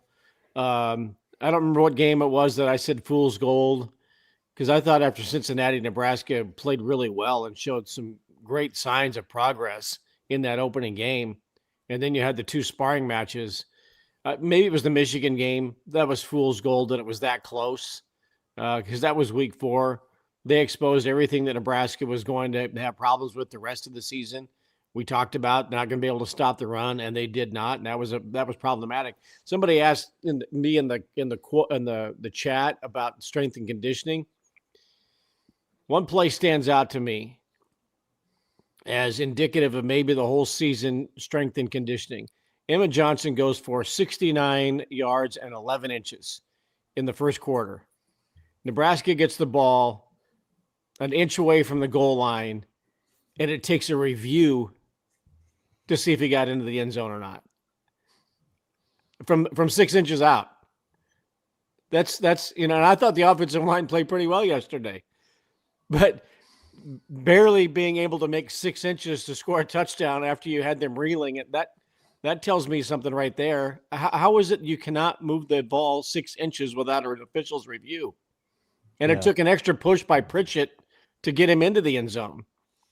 So there's my answer for whoever posed the question to me about strength and conditioning. And look, everybody in the country is doing the same stuff now. There's no real innovations in strength and conditioning. Yes, there are some tweaks here and there, but it's lift as much as you possibly can, avoid injury, be strong in the fourth quarter. But to not be able to get 6 inches when Iowa was reeling, I mean, that right there was indicative of, the strength and conditioning program. So yeah, yes, AZ Husker, Arizona Husker. Yeah. Not true, but there's larger.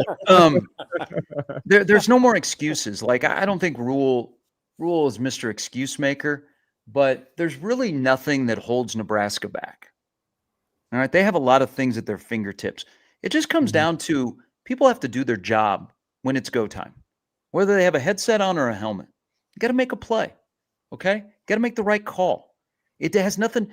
But another thing about kind of on the strength and conditioning, I said this on my show earlier in the week. The Iowa game is one of those games on your schedule that is won or lost before you ever get to Black Friday. Yeah. That's one of those games that shows up on the schedule that is won in the offseason or lost in the offseason by how you go about your business, your strength and conditioning, your mentality, because that's what the Iowa game comes down to. it's not like Iowa has this, cupboard full of talent. They roll into Lincoln and they just like, look at all these 5 stars. No, they roll in with the same thing over and over and over again. And they're stronger. They have an identity and they never blink.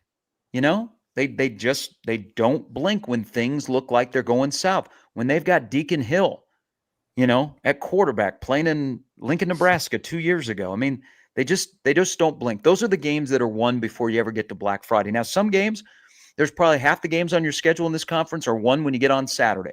And that's where you go, well, do we have the guys making the right call? Do we have that advantage? I don't know. I think there's a word I kind of shudder at saying about where Nebraska is they're kind of stuck. I don't think they're in purgatory.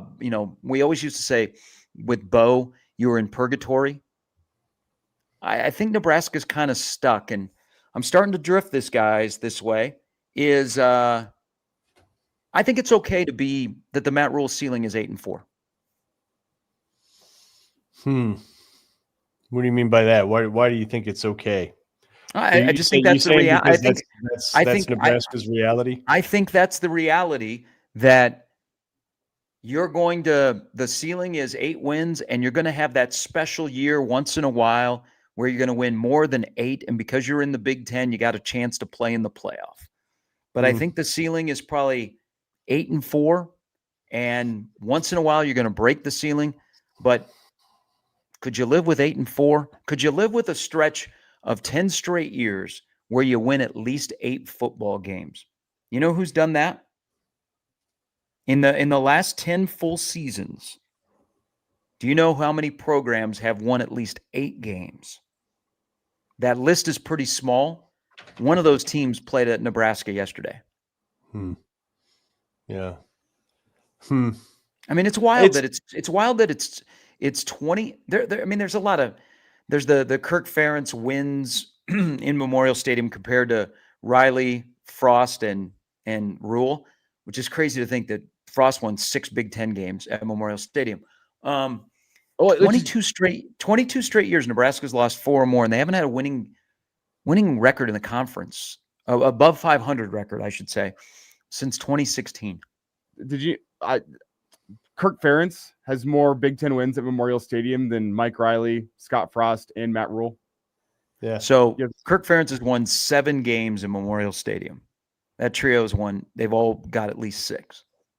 Yeah. I mean, come on. Now, Rule got to 6 faster than everybody. He did. He's got that going for him. Some progress in that regard too. That Nebraska, beat up on the lower echelon of Big Ten team. There wasn't that loss. Look, the way Minnesota won was frustrating and ridiculous, and basically just a harbinger of what was to come late in the year. But Nebraska didn't lose to like a Maryland, a Purdue, a Michigan State. They didn't lose to a bottom rung team. They barely squeaked by. But that could be some progress too. But Gary, I think you bring up. But that was the progress mark last year. That was we figured it out.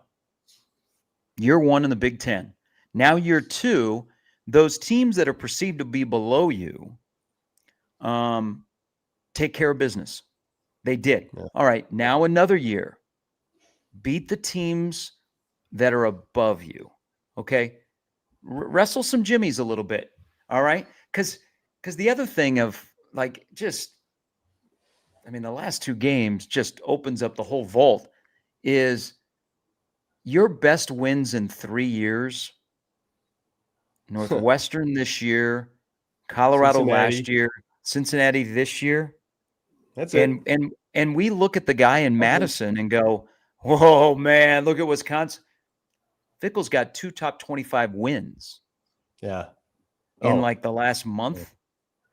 It does make you wonder, Nebraska goes, at least if you're in a certain age bracket, you go back to Osborne and you can't help but compare it to that in some ways, right? Because you just know what excellence looks like. I don't think Rule is a bad coach. I don't. I think he's a good coach, but just that he's good. I don't think he is excellent. I don't think he's a savant. And I do wonder if that's what Nebraska needs. And I don't know how realistic it is to get someone like that. There aren't a lot of Tom Osborns walking around. You need a Saban, Osborne, Bowden, Paterno level coach in here to be able to extract the most possible value out of everything you have in order for Nebraska to compete. And if you just get a good coach, a decent coach, like I think there's some programs, I don't think you have to be a great coach at Alabama or Florida or USC. I think you have to be pretty good and you can probably win because you just have ridiculous talent. Nebraska's never going to have that. Do you have to have a savant in order for this thing to be right? Because that's what Osborne was, right? He's total savant, thinking ahead, like you were saying, total innovator on so many different levels of running a football program. There's no one like him, right? The guy was ridiculous. Is that what you need? Well, and until you get that dude, are we just going to be having the same conversation every year, just different flavors? Going back to when he got hired, though, it wasn't quite as universal as, oh my God, Scott Frost is the absolute 100% perfect hire for Nebraska. Yeah. That was universal, save for maybe a couple of people who said, I don't think Frost is going to work out there. But for the most part, that was universal that Scott Frost was the guy. And when Matt Rule got the job, it was almost universal. Yeah. That this is the guy to turn around Nebraska. Look at what he did at Temple. Look what he did at Baylor. Mm-hmm. He did not have the support, had wacky ownership out in Carolina. Plus it was the COVID stuff, all that. But for the most part, if there's anybody that can turn around Nebraska football at this time, it is Matt Rule, and people bought in. And look, there's no question. He is unbeaten in press conferences for the most part, but he certainly won. He certainly won the one in November of 2022, and people are still holding on to that. And in the era of college football that we're in, he is he a good coach? Oh, sure, I'll give you that. Is he a great CEO? I think that's where his strength is CEOing Nebraska football, understanding the era of college football that everybody is in, maybe even ahead of some places. But is he Kurt Cignetti, which the unicorn that Indiana latched onto, who got 30 of his players to go with him and implement the system? That doesn't happen very often. But people thought the guy for Nebraska football was Matt Rule. And to go back now and for people to second guess, I kind of suck. That's not the case. Everybody thought he's the guy. And I still think, look, in this era, he understands it as well or better than anybody. It's just the execution on the field is not matching the rhetoric. Mm-hmm. Well,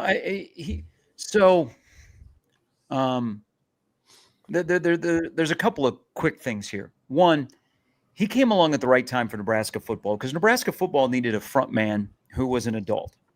Right. And they hired a front man who was an adult. And the first year and a half, Matt Rule was a really good front man. And he brought a lot of people. He brought stability to Nebraska football where all of a sudden somebody who has more tools in the tool chest to run a Fortune 500 company is running this.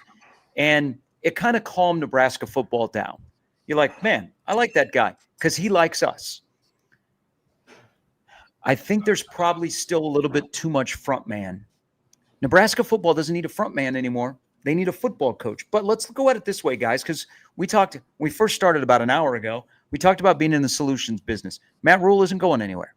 Okay. So if he's still got some challenges and what you said, kind of describing him as a football coach, Mark, what helps him get over the top? If it's not himself helping him get over the top, he talks about the vision. He said recruits could see it. Well, fans and media, we have to see validation, and validation today is the scoreboard. Okay. We're not behind the scenes where we can see some things about the culture and how they've settled that down. And it's a positive culture, which from all words of people that have sons that play in the program, or anybody, it is night and day. But that's not what wins football games and makes people happy. It's what shows up on the scoreboard on Husker Vision on Saturdays. So with all of that said, and I think, Mark, you could start this conversation, because I think this is a good conversation, is if Matt Rule is kind of what he is, what can help him get to the next step to elevate the program on the wins and losses? Hires, players. Absolute best coaches he can get for the money. And you're going to have opportunities right. with coaching change this year. With as crazy as the coaching carousel is going to be, there's going to be coordinators and position coaches on the market. And think about this, and I'm not saying this is going to happen. Penn State finally makes a hire, whoever it's going to be. Now, maybe they keep Terry Smith, and Jim Knowles is going to be available, the most talked about defensive coordinator of the last decade, probably. Pony up. Let's say he's available. On it. Let's say he's available. Yeah. Do they make that move and move Butler out? I don't know, but yeah. Look, going back to this just came to my mind, and I don't want to lose it because that happens frequently. Maybe many people may still remember Bobby Bowden, but the joke was that in the latter stages of his tenure at Florida State, he got to wear a headset. It just wasn't plugged in. But even as he was building his program, he had like Mickey Andrews was his defensive coordinator. Brad Scott was an offensive coordinator. He had great assistant coaches, and he was the CEO figurehead, the face of Florida State football. Granted, it went downhill the latter stages, but for the most part, he was a great CEO. He was a great salesman for FSU, but he had awesome assistants around him. Osborne was a great coach in addition to being a great CEO. But that's kind of where Nebraska is with Matt Rule.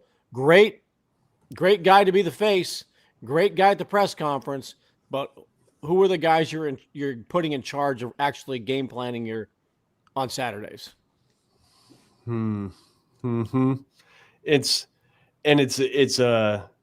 It's excellence in football that needs to happen. It's the football things, and kind of half jokingly with some friends texting, but it's really not.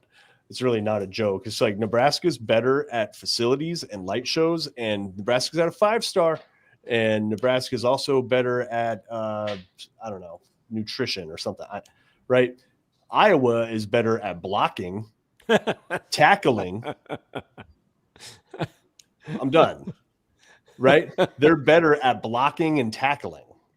Like, how do you they're better on Saturdays, is what you're saying. Yeah. How do you get better at blocking and tackling? How do you get better at that? Right? Like, seriously, that's what it comes down to. I think the way you do that is you bring in the best coaches that have the best drills, that have the most kind of, the highest standards, where it's kind of never good enough and you're trying to reach sort of a perfect level and you're held accountable. I think that's the way you do it. I don't think that's what Rule brings in. And there's been a few coaches at Nebraska that have kind of done the same, where it's like they give somebody their big break, but maybe there's too much of that. Like, I think you need that on your staff, right? I think you need one or two positions, and especially with kind of unlimited staffing positions at this point. I think you can still give guys their breaks, but not make them, the O-line coach, or the receivers coach, or the defense, or the linebackers coach, or something like that. Like, bring in the best linebackers coach, not a guy that's like was making 100 somewhere, and then you bump him up. Now you're making 4. Now you're making 400. Congrats! Like, no. That dude needs to be a dog. Nebraska's not a place that's your first job. No. And guess what? Guess who it is? John Butler, first-time defensive coordinator. Terry Braden, first-time defensive line coach. Rob Dvorak, first-time linebacker coach, if I'm not mistaken. Am I? Like, he is, right? Well, he's in year 3, but yes. Yeah. But it was his first gig. But right? you had Donovan Raiola. Now here, you also had a brand new offensive outside linebacker coach. Mm-hmm. And they didn't have a great year. And right? it's that's the best you can get for the money. that's the best you can get for the money? I mean, that's a valid question, Mark, because, in this league, it's about the T and the D, trenches and development. Mm-hmm. And I've always thought when I'm putting my staff together and I take the coordinators out of it, my highest paid coaches should be the strength and conditioning coach and the offensive line coach. Yep. Yeah. Because that naturally makes your defensive line better too, by the way. Yep. Like just naturally. Yeah, absolutely. And here's the thing. There are no more excuses. Nebraska's not limited by budget. If you're to kind of believe what Rule was implying as part of his re-up was kind of this newfound for sure commitment about being able to spend in the portal and support for the staff and all that. And you're not limited to just like 9 on-field coaches or 10 on-field coaches. You can have 7 offensive line coaches if you want, if you can pay for it. You shouldn't. No one's going to do that. But there aren't there aren't excuses. Nebraska's not wanting for money. They're not. Nebraska's not wanting for a program that's if you're a coach worth his salt, you'll consider it. Nebraska's definitely it's not like you won't take that call, right? You'll take that call from Nebraska. But you're bringing in coaches that, maybe they have promise. Maybe they'll be pretty good. Some of them have developed into being pretty good, but you're not in that position. You're not in a position to where you have to take as many flyers, right? No. You're in a good spot. I mean, it's good to be, and it's good to work at the University of Nebraska. Yeah. All right. Business is good. Business can be much better when you win. I mean, the faucet has a little bit of a nice little steady flow, sometimes a slow drip. If you wanted a place like Nebraska, man, it is a gusher. Well, and I want to know too, Gary, from you having covered recruiting as long as you have. Gary was covering recruiting before recruiting was cool. All right. Max Empinger was the guy. John Baylor and I almost started Rivals before Rivals began. Yeah, you should have. I'm wondering. So the way staffs have been constructed for decades and decades is you sort of have like your teachers and then you have your recruiters. And if you get one that's both, well, eureka, right? It's amazing that you actually get both. But that's kind of how you comprise your staff. Make sure you have enough teachers. Make sure you have enough recruiters. With NIL, how good of a recruiter do you have to be still? And I'm really asking that. I know relationships matter and all that, but with NIL, do you have to have the John Blakes?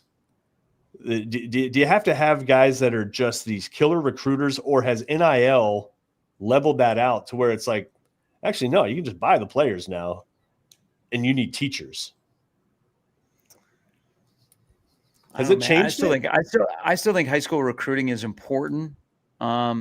It's not important in college basketball, but I still think in college football, high school recruiting is important. Yeah, you still need that guy. Do you need as many? The portal, no, not as many.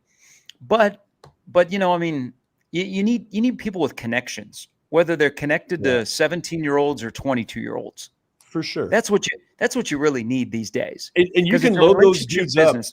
You can load those dudes up in like behind the scenes positions now because you have these giant football operations. You can have a Mosey, a Simpson, or whatever. They don't have to be on field coaches. Yeah.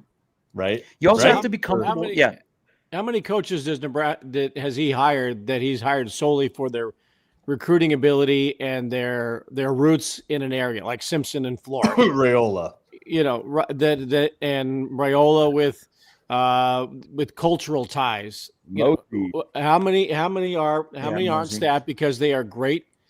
They are great teachers of the game and great coaches Monday through Friday and great on Saturday. Or how many people are on his staff that I think we got some connections to Florida. I think we got connections to the Southeast. I think, and we'll just worry about X's and O's and playbooks later. We need to be good on the map. No, I think you probably need 3 or 4 of those guys on your staff, and then the rest you're like, hey, you're a position coach, you got to recruit. I don't know. It's Barthel. We go through the gamut of what he is as a running back coach, but he's turned into a pretty good recruiter. The reviews are pretty positive. Marcus Satterfield actually gets a lot of positive reviews for his recruiting. And by the way, that's what's going to happen with him because he comes off the OC contract. Do they put him on a tight end contract or does he look elsewhere? But yeah, I still think with Nebraska, and it also starts at the top. As the coach, you have to be comfortable with. I don't think Rule is super comfortable with a ton of portal guys because his lifeblood is the high school kid. And if all of a sudden you change and it's more portal than high school, is it like a sign of desperation? So I don't know how he blends that, but I think the staff is a really good quick relationship building, and that's where you got to know the connections of, hey, this guy's thinking about going in the portal. What do you mean? It's only August 22nd. Yeah, but he's thinking about a coach. You got to be able to build that relationship because it's speed dating. Can you imagine the back channel stuff that's going to happen in Lincoln and around the country in the next month?